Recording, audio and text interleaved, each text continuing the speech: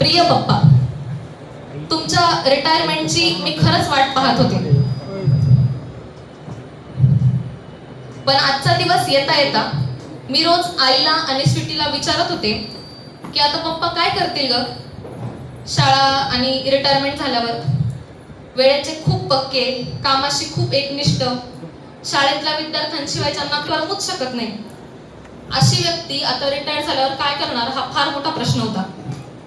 पण मला एक गोष्ट पक्की ठाऊक होती, ज्या स्वाभिमानाने आणि ताठकण्याने तुम्ही तुमचं संपूर्ण सेवा कार्य गाजवलं, तोच स्वाभिमान तुम्हाला निवृत्तीनंतरचं आयुष्यही तितक्याच आनंदाने आणि सुखाने जगण्याचं बळ देईल.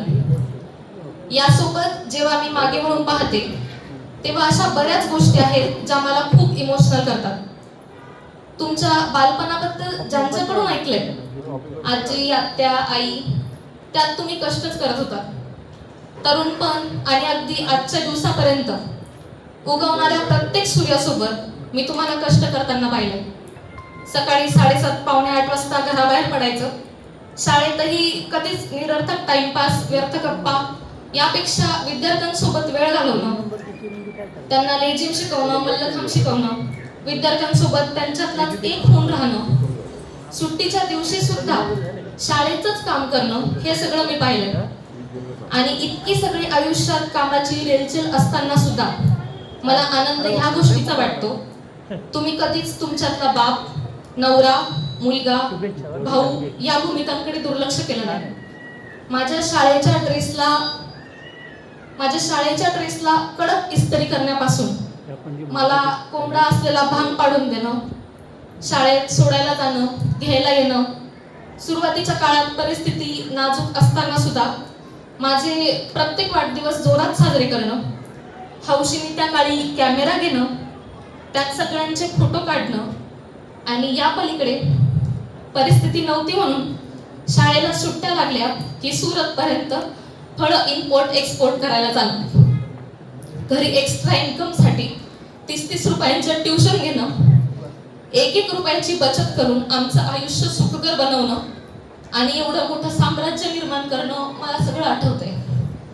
आणि साम्राज्य म्हणजे फक्त पैसाच नाही बरं का, त्यात तुमच्यासाठी कमवलेली शेकडो माणसं आहेत, प्रेम आहे, आशीर्वाद आहे, आणि सगळ्यात मोठी पुंजी म्हणजे पप्पा तुमचं कुटुंब. कधी काळी लोकांनी तुम्हाला फक्त 2ही मुलीच आहेत म्हणून कमी लेखण्याचा प्रयत्न केला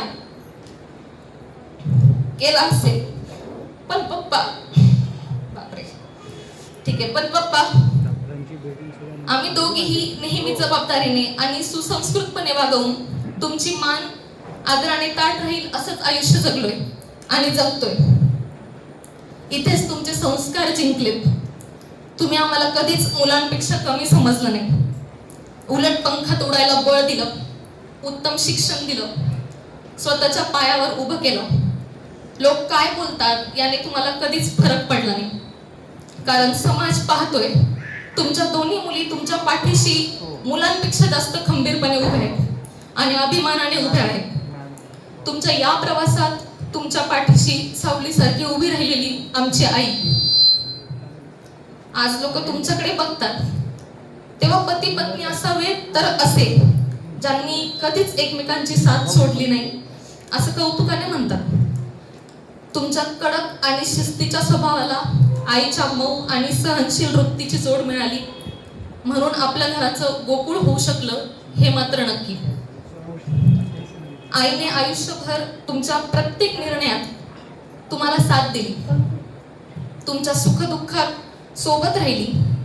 आज तुमच्या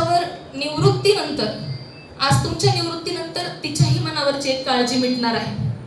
आणि हो, मी माझ्या लहानपणी जेव्हा तुम्हाला किरकोळ कारणावरून भांडताना पाहायचे ना, तेव्हा थोडं वाईट वाटायचं.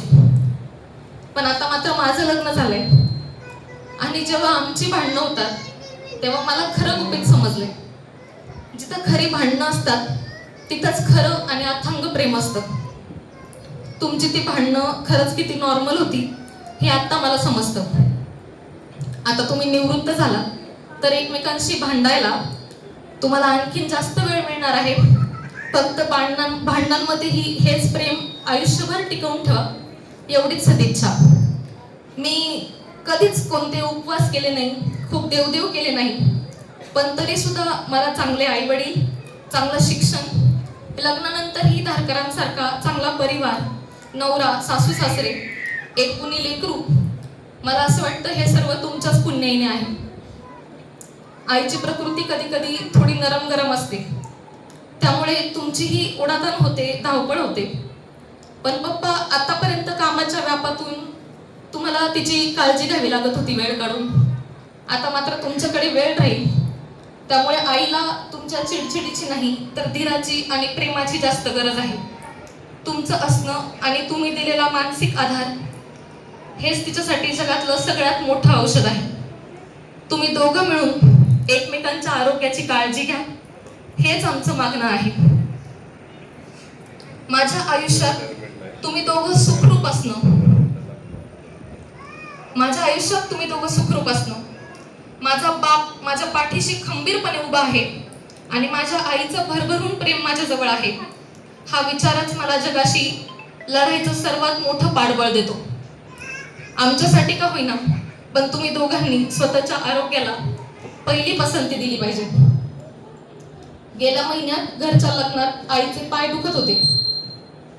तिचा पाय दुखत असतानाही तुम्ही गर्दीत तिचा हात सोडला नाही, तिचा हात हातात घेऊन नाचला. तुमचा हाच खंबीरपणा आणि तिच्यावरचं अव्यक्त पण व्यक्त होत असलेलं प्रेम पाहून माझे डोळे भरून आले. खऱ्या जोडीदाराची, नवऱ्याची ताकद काय असते हे एका क्षणात तुम्ही जगाला दाखवून दिलं.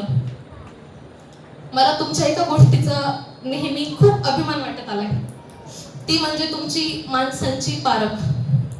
तुम्ही आजवरच्या आयुष्यात खूप मोजके, काटेकर सरांसारखे पण अत्यंत सुविचारी, दर्जेदार आणि खंबीर साथ देणारे मित्र जोडले. आता निवृत्तीनंतरही तुमच्या आयुष्यात अनेक नवीन लोक येतील, नवीन ओळखी होतील, पण तुमची तीच जुनी माणसं पारखण्याची नजर इथेही कायम ठेवा. कोणत्याही तात्पुरत्या आनंदासाठी, वेळ घालवण्यासाठी चुकीच्या संगतीला, आरोग्याला हानी पोहोचवणाऱ्या सवयींना आयुष्यात कधी जागा देऊ नका. तुमच्यासारख्या स्वाभिमानी माणसाला ते कधीच शोभणार नाही. पप्पा, तुम्ही आयुष्यभर प्रचंड कष्ट केले, सतत कार्यरत राहिलात, म्हणून मी तुम्हाला आराम करा, घरी बसा असं कधीच सांगणार नाही. कारण सतत काहीतरी करत राहण्यातच तुमचा खरा आनंद आहे. तुमच्या दांडग्या अनुभवाचा खजिना कोणा चांगल्या कामासाठी, मार्गदर्शनासाठी वापरा. ज्या गोष्टींची तुम्हाला पूर्वी खूप आवड होती, जसं की व्यायाम करणं, झाडांसोबत निसर्गात वेळ घालवणं, पेपर वाचणं, स्विमिंग करणं, या सवयी पुन्हा आत्मसात करा. तुमच्या अर्धांगिनीला आणि तुमच्या दोन्ही लेकींना तुम्ही आता एकदम बिनधास्त, टेन्शन फ्री लाईफ जगताना पाहायचे. तुमच्या लाडक्या जावयाला तुमच्याबद्दल वाटणारा आदर आणि तुमचं त्यांच्यावरती मुलासारखं असणारं प्रेम, तुमची लाडकी नात गाथा, हिचा तुमच्या गळ्यात पडणारा कौतुकाचा विळखा, तुमची हीच डागडुजी आणि ताटकणा आम्हाला पुढेही पाहायचा आहे. तुमच्या नव्या इनिंगसाठी खूप साऱ्या शुभेच्छा पप्पा. तुमचीच लाडकी लेक पूजा.